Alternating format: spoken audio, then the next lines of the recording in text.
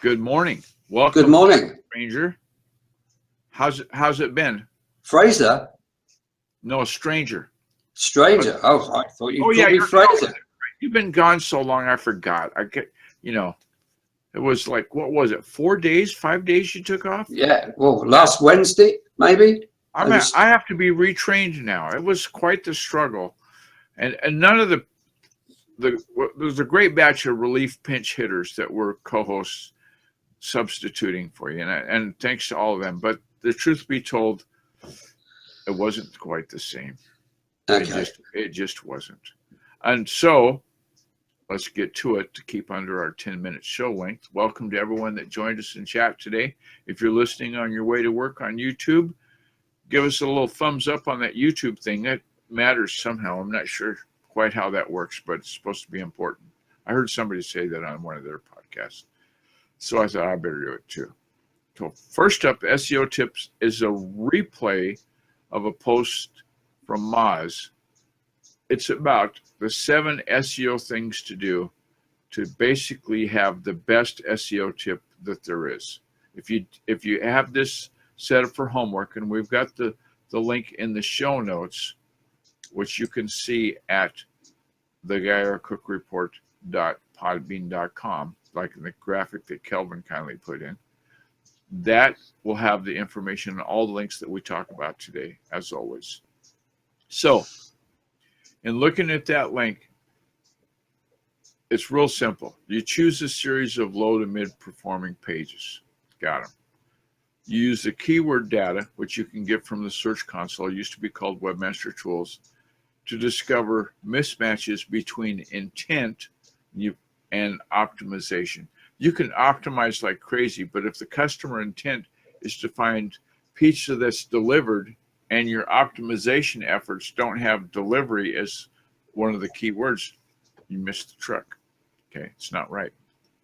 So you optimize for user intent in the title, in the description, and the on-page copy, and then you improve your task completion. If the call to action is to say, sign up for our pizza delivery newsletter to find out about the next new flavor, then you got it.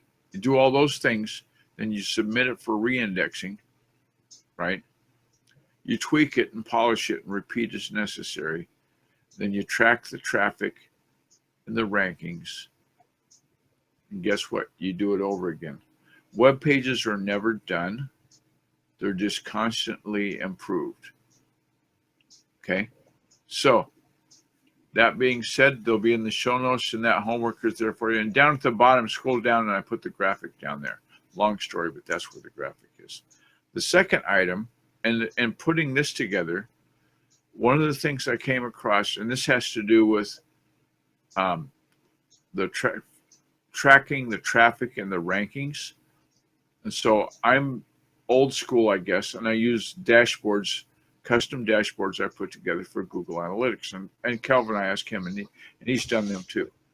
And basically, I found a website, zeta.net, that had 10 free Google Analytics, what I'm trying to say, dashboards for you to download and install. And then you can pick which analytics profile you want to add them into.